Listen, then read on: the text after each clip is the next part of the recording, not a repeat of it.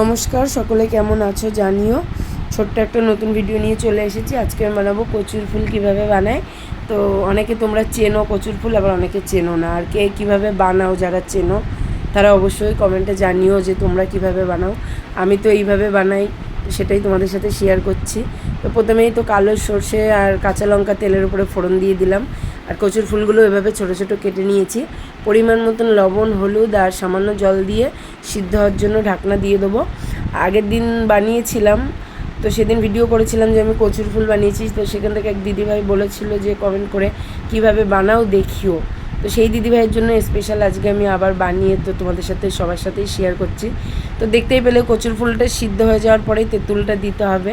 তো নাড়তে নাড়তে পুরো শুকনো হয়ে যাবে, কালারটাও অন্যরকম হয়ে আসবে। একদম পুরো এই যে কচুর ফুলটা হয়ে গেছে, খেতে খুব ভালো হয়। আমরা এইভাবেই বানাই। আর ভিডিওটা ভালো লাগলে অবশ্যই একটা লাইক, কমেন্ট, শেয়ার করে পাশে থেকো। আর তোমরাও একদিন করে খেয়ে দেখো, সত্যিই খুব ভালো।